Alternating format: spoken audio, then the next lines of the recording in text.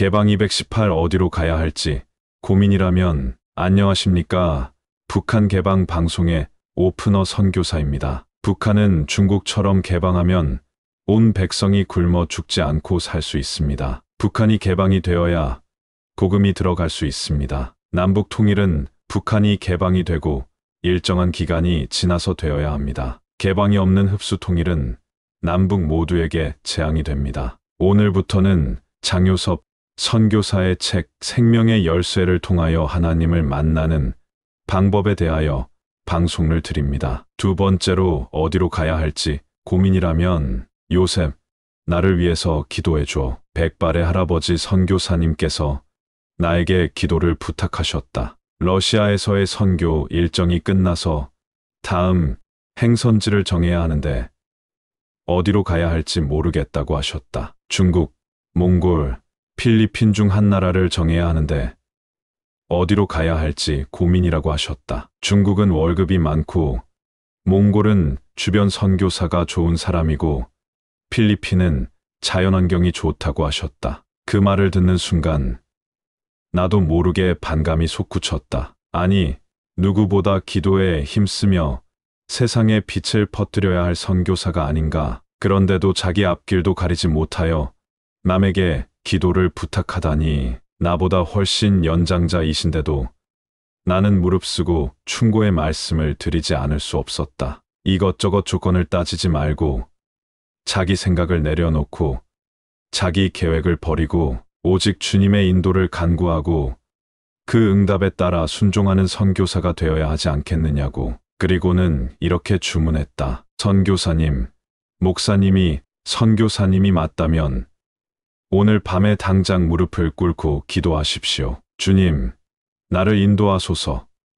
순종하겠습니다. 하고 기도를 하세요. 꼭 그렇게 기도를 하고 나서 잠자리에 드십시오. 꼭 그렇게 하셔야 합니다. 당신의 형편과 사정을 아시는 주님이 인도해 주시고 응답을 주실 것입니다. 중언부언하는 기도를 하시지 말고 짧고 단순하고 담백하게 자기 의견이나 토를 달지 말고 기도해야 한다. 고도 말씀드렸다. 주님을 자기 뜻대로 인도하려고 하지 말고 주님의 뜻이 무엇인지를 먼저 물어야 한다고 했다. 그러자 선교사님은 내가 왜 그런 기도를 못했을까? 라고 말씀하면서 정신이 번쩍 난다고 하셨다. 다음 날 아침 몇몇 분들이 둘러앉아 식사를 하는 자리에서였다. 선교사님은 지난밤 요셉과 대화한 후 간절히 기도를 드리고 잠을 잤는데 신기한 응답을 받았다고 하셨다. 비몽사몽간에 환상이 보였는데 구름 가득한 동산에서 주렁주렁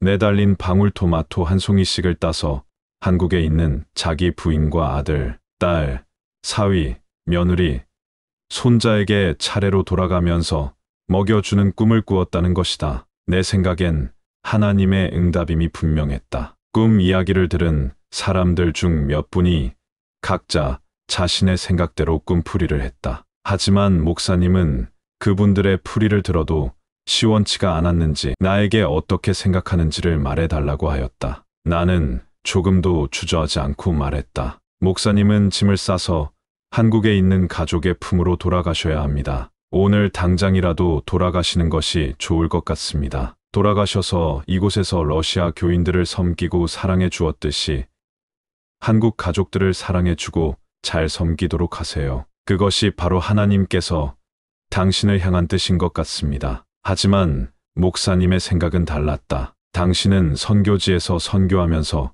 생을 마치는 게 소원이라고 하였다. 그러니 한국의 가정으로 돌아가는 것이 주저되는 것이 당연했다. 그러면 목사님의 자녀들은 10계명 중 제5계명인 내 부모를 공경하라. 그러면 장수하리라는 축복과는 거리가 멀겠네요. 그러지 마시고 자녀들에게 부모를 공경할 수 있는 기회를 주어야 합니다. 더구나 꿈에서처럼 방울토마토를 가족들 한 분 한 분에게 먹여주셔야지요. 우여곡절 끝에 그 목사님은 러시아에서의 모든 일들을 정리하고 마침내 서울에 있는 가족의 품으로 복귀하셨다. 나는 그분에게 가족들을 잘 섬기는 것이 주님의 명령이라고 다시 한번 말씀드렸다. 목사님은 귀국한 지 2년쯤 후 몸이 아파서 검진을 받은 결과 백혈병 혈액암이라는 진단을 받으셨다. 치료를 위해서는 많은 돈이 필요했다. 그분은 선교를 위해서 줄곧 외국에서만 지냈기에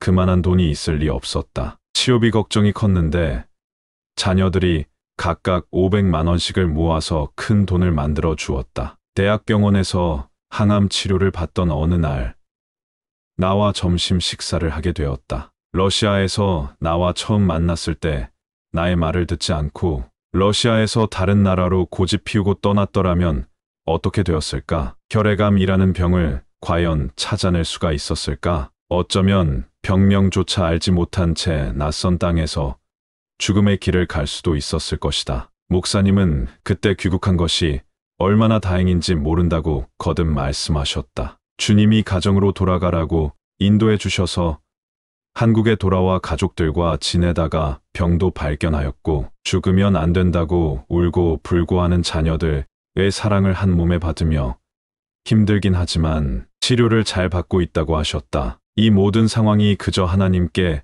감사할 뿐이라고 하시면서 요셉을 만남으로써 하나님께 기도하는 방법을 새롭게 배우게 되었다고 하셨다. 목사님은 대학병원을 출입하게 되면서 그곳 환우들과 오가는 분들에게 전도지를 나누어 주면서 전도하는 기쁨을 누리고 계셨다. 지금까지만도 3,000명이 넘는 분에게 전도지를 나누어 주셨다면서 이 얼마나 감사한 일인가를 재차 강조하였다. 사도행전의 역사는 그 먼 옛날에 일어난 것만이 아니다. 성경에 갇혀 있는 것도 아니다. 지금 이 시각에도 쓰여지고 있다. 살아계신 주님, 인도하시는 주님, 우리의 갈 길을 인도하여 주세요. 고린도전서 2장 11절 사람의 일을 사람의 속에 있는 영 외에 누가 알리요. 이와 같이 하나님의 일도 하나님의 영 외에는 아무도 알지 못하느니라. 계속하여 하나님을 만나는 사람들의 이야기를 전해드리고자 합니다.